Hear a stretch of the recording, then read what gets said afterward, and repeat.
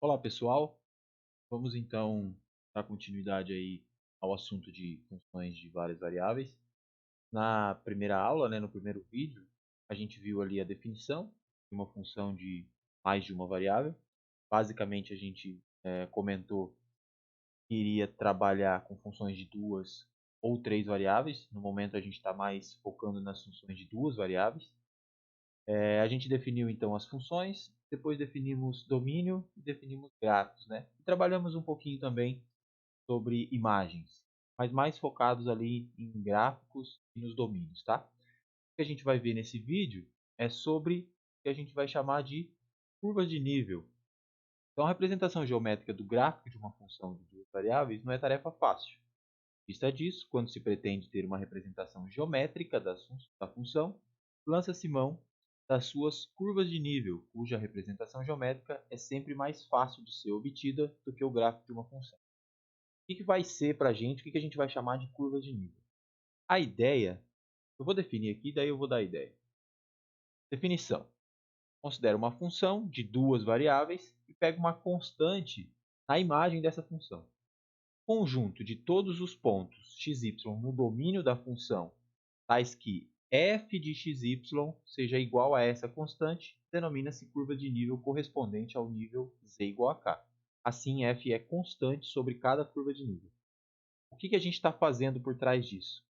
Bom, eu vou pegar um valor na imagem da função e vou gerar uma curva que tem essa expressão, que tem essa equação. A regra da função igual a essa constante. Basicamente, eu estou pegando o gráfico da minha função, pegando um plano z igual a k, nessa altura k, e cortando o gráfico. Aí eu corto, olho de cima, projeto no plano xy e vejo qual é essa curva. Então a gente faz isso e depois tenta imaginar essa curva transladada à altura z igual a k, que foi onde eu fiz o corte. Tá? Muito importante lembrar sempre, as curvas de nível são curvas que pertencem ao domínio da função. Portanto, elas são representadas no plano XY. Tá? O que eu tenho que ter em mente é, eu estou com essa curva no plano XY, mas quando eu quero esboçar o gráfico, eu tenho que imaginar essa curva subindo até a altura, ou descendo, né? Até a altura z igual a k, aonde eu fiz o corte com o plano z igual a k. Beleza? Então essa é a ideia das curvas de nível. Cortar a sua superfície num plano horizontal, vai gerar essa curva e você vai representar ela no plano XY. Ok? Então vamos fazer aí 3 exemplos para ver como elas funcionam. Ah tá, para determinar uma curva de nível, então, a gente tem esse conjunto, né? Olha lá, xy no domínio, tal que f de xy é igual a k. Beleza? Observação, que é aquele que eu comentei, né? Que a curva de nível é um subconjunto do domínio, tá? Então, portanto, ela é representada no R2, no plano XY. Beleza?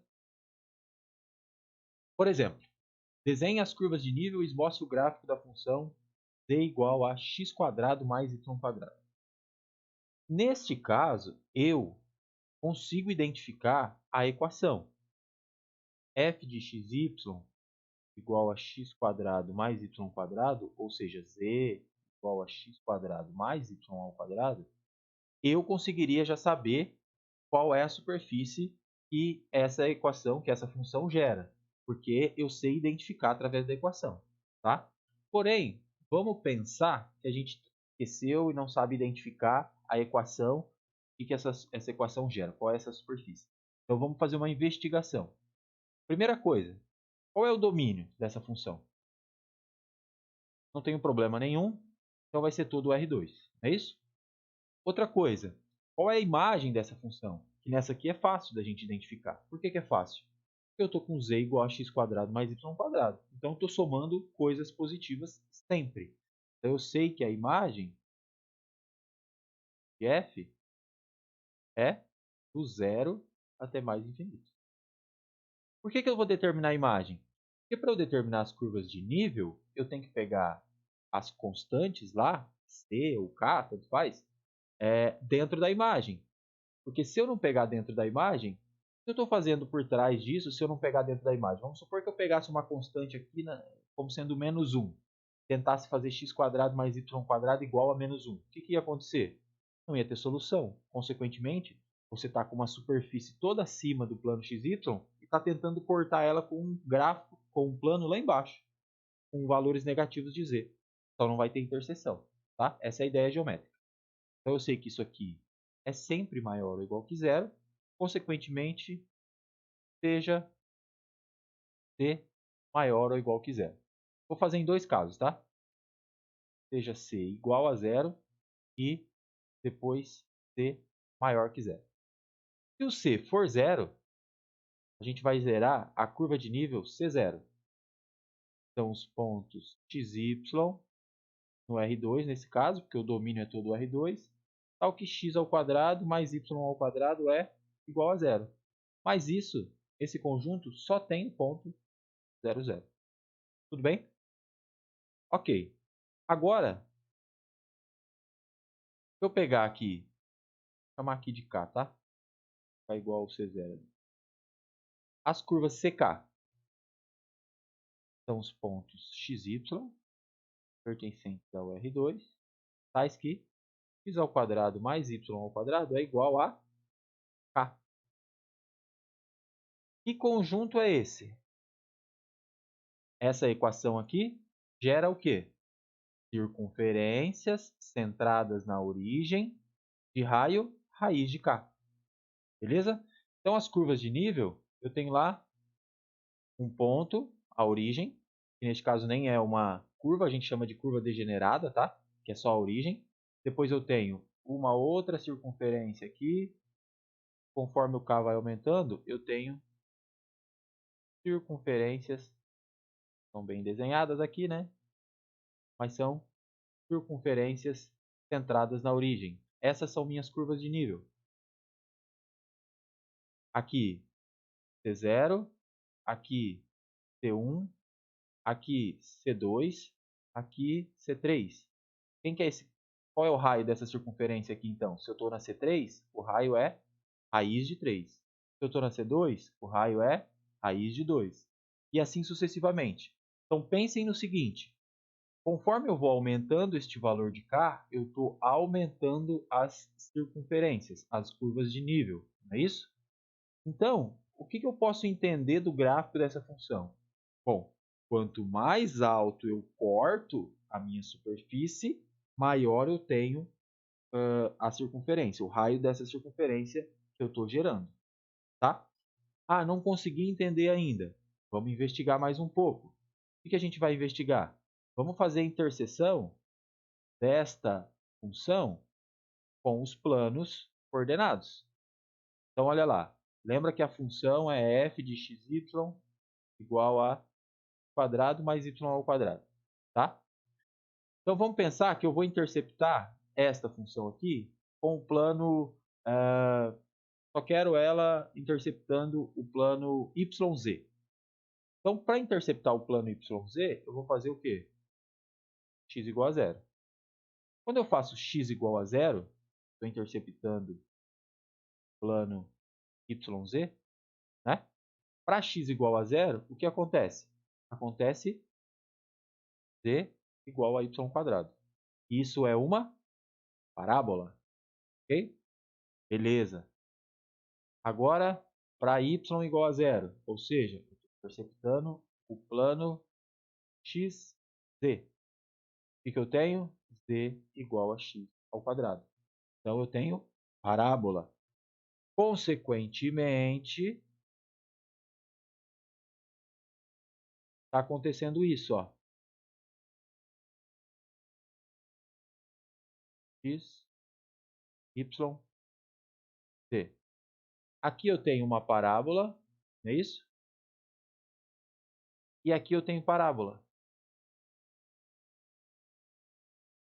Tudo bem? Essa aqui é a z igual a y² e essa aqui é z igual a x². Então, o que eu estou fazendo com essas parábolas? Se eu olhar de cima, eu tenho circunferências, então eu estou rotacionando estas parábolas em torno do eixo z. Por isso que eu tenho, então, essa superfície.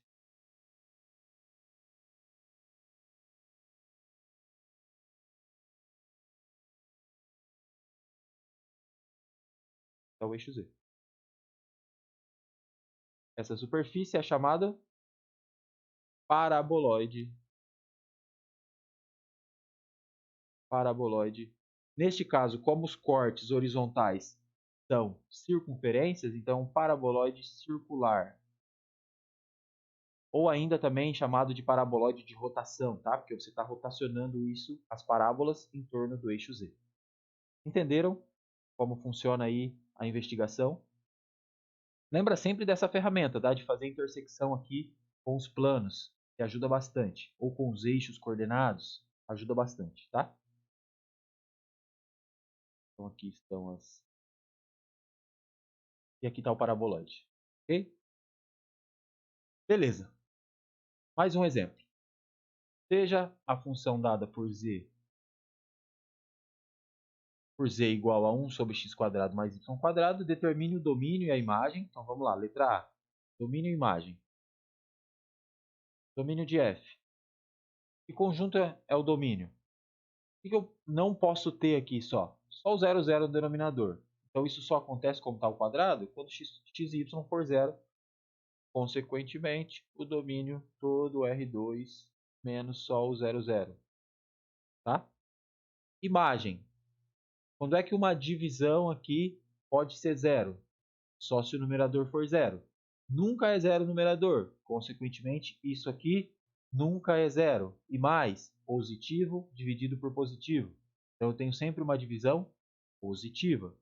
Consequentemente, a minha imagem vão ser os reais positivos. Entenderam? Curvas de nível. Vamos lá. Letra B. Curvas de nível. Então, seja K pertencente a zero mais infinito. Ou seja, K é maior que zero, né? K é uma constante positiva, está aqui na imagem. O que a gente vai fazer? Vamos fazer o seguinte. Vamos ver o que dá lá quando eu faço z igual a k. Mas o que é fazer z igual a k? Fazer 1 sobre x² mais y² igual a k.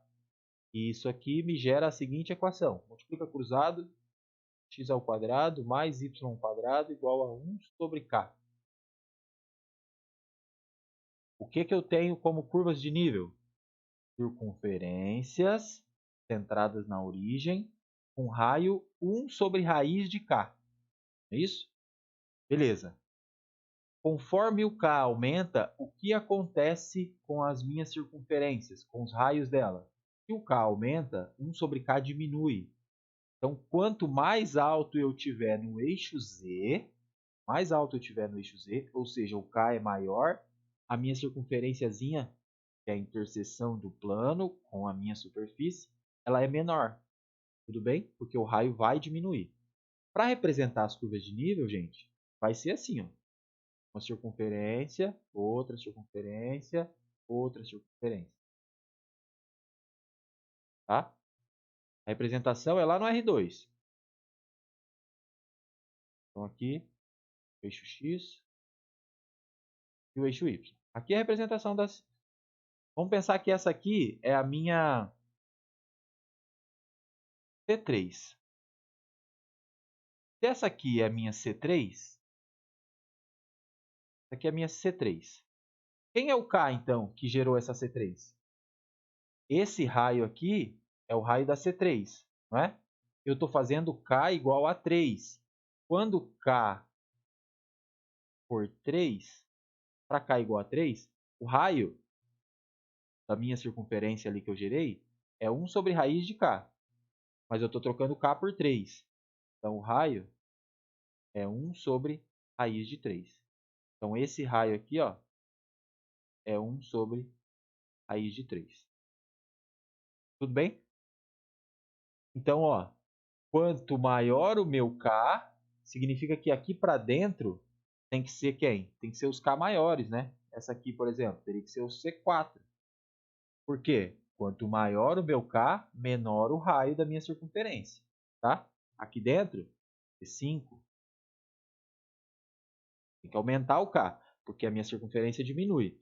E aí eu tenho que lembrar que, então, aqui eu estou numa altura maior no eixo Z. Beleza? Então tá bom.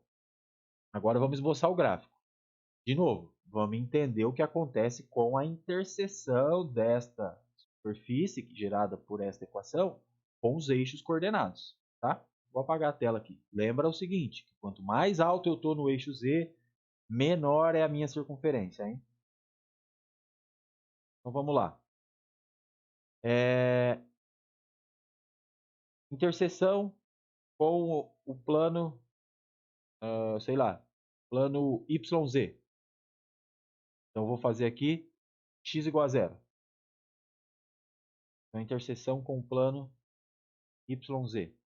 Quando eu faço x igual a zero, eu tenho z igual a 1 sobre y ao quadrado. Que a gente sabe que isso aqui é aquela função que desce assim. Isso? Tipo 1 sobre x. Se eu faço y igual a zero, que é interseção com o plano xz, eu tenho z igual a 1 sobre x ao quadrado. Então está acontecendo isso, ó.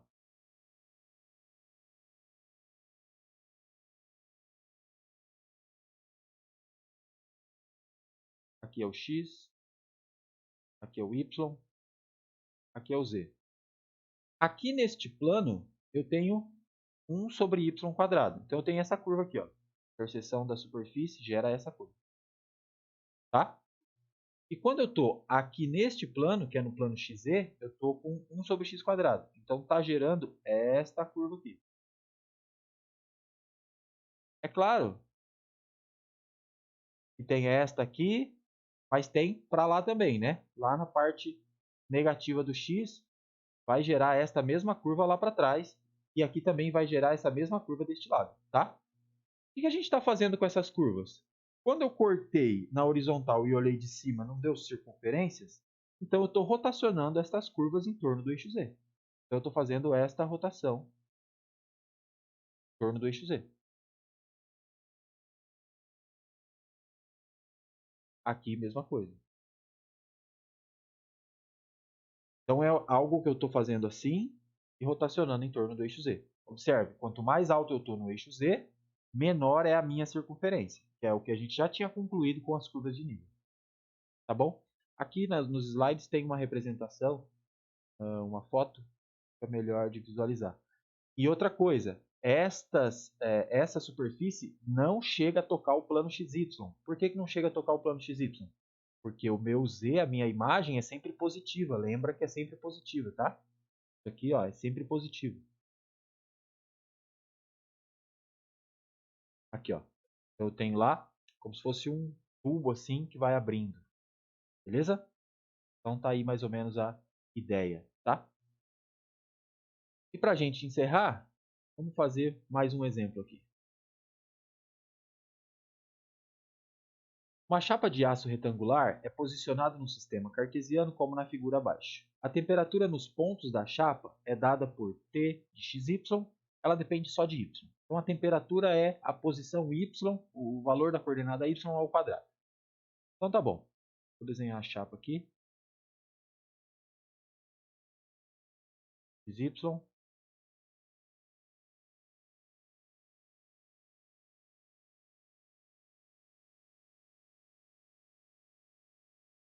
Aí ela vai aqui até o 6.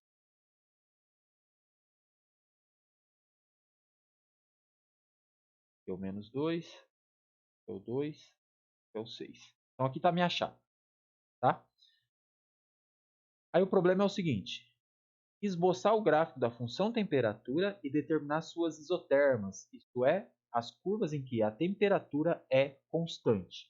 Primeiro vamos determinar essas tal das isotermas. Olha só, então essas isotermas, temperatura constante. E se eu estou falando em temperatura constante, eu estou dizendo que as curvas no domínio da função, onde a temperatura é constante.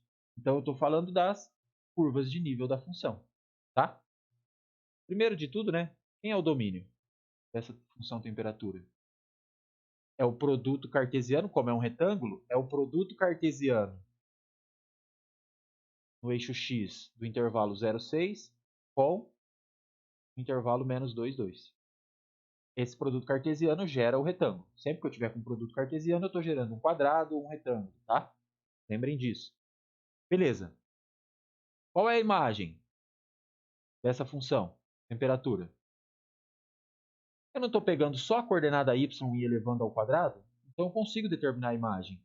Todo mundo que eu pegar aqui ó, e elevar ao quadrado vai ser no máximo 4 e no mínimo 0, né? Por causa do zero aqui.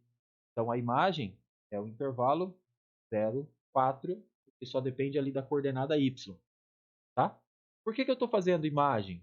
Porque eu quero considerar as temperaturas constantes, eu só posso ter aqui dentro da imagem. Então vamos lá. D igual a y ao quadrado. Seja K pertencente à imagem ali, ao 0,4. O que acontece então quando eu faço y² igual a K? O que isso dá? Y igual a mais ou menos K. E y igual a mais ou menos K me gera, então, essas equações geram o quê? Um par de retas, né? E retas horizontais. Em que altura no eixo y? Na altura K e na altura menos K. Então, por exemplo, eu estou lá, vou pegar aqui C0. Quem é a curva C0? Vamos escrever analiticamente. São os pontos XY pertencentes ao R2, tal que y igual a zero. Ou seja, a curva C0 é o eixo X. Tá? Ah, lembrando aqui que o X está parando no 6, né? Porque tem que estar no domínio, beleza? Quem é a curva C1?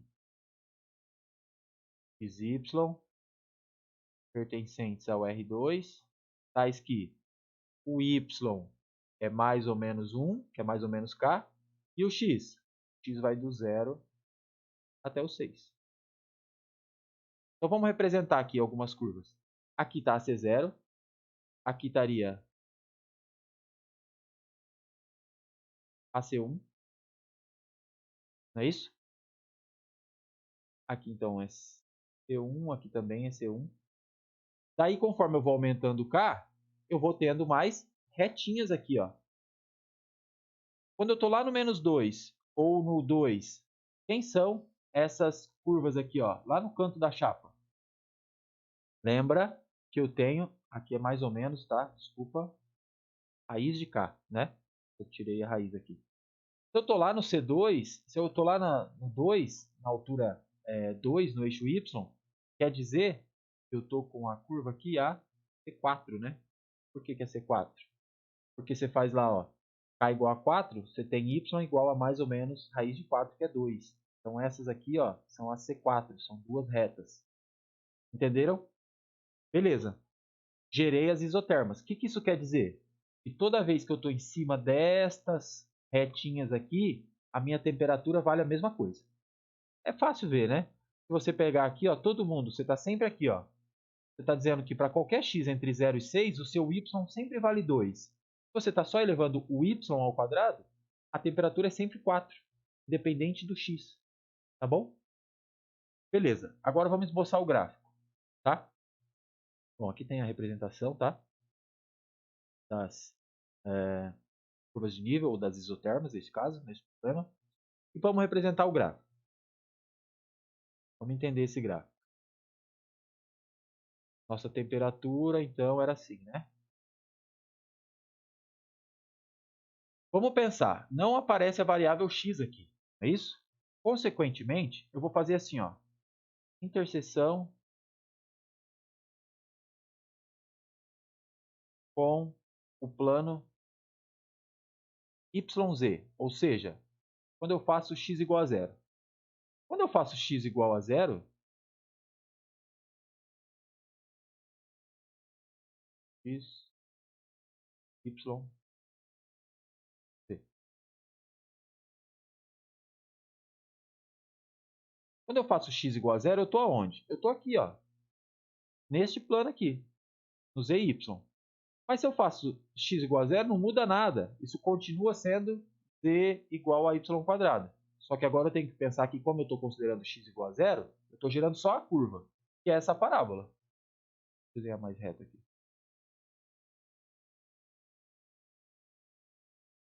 Então eu gero essa parábola.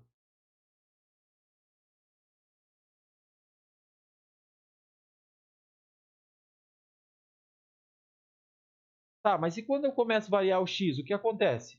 Continua sendo essa parábola, porque não depende, a equação não depende de x.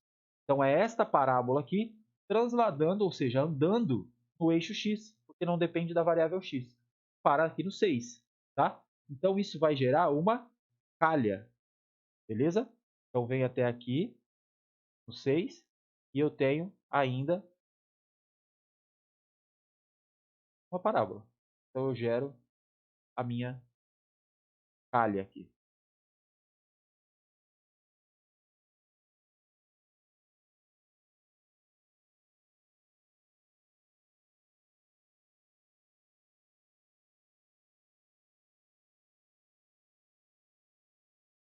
Entenderam?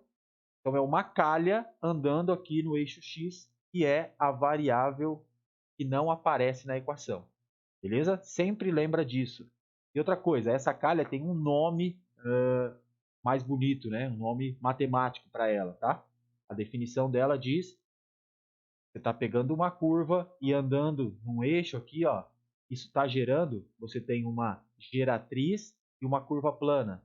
Está gerando o que a gente chama de um cilindro. Como eu estou gerando o cilindro por essa curva que é uma parábola, então é chamado um cilindro parabólico. Beleza? Aqui é o 6. Ó. Pensem no seguinte: o que está acontecendo aqui ó, com as curvas de nível quando eu penso no gráfico? Quando eu penso no gráfico, quando eu pego z igual a 1k, eu estou gerando aqui ó, estas temperaturas constantes. Ó, aqui ó, temperatura constante. Que é exatamente as minhas curvas de nível lá projetadas no plano XY. Entenderam? E aí então a gente fecha esse assunto de curvas de nível, tá? Tem alguns exercícios aí para depois vocês tentarem fazer. Beleza? Então até o próximo vídeo.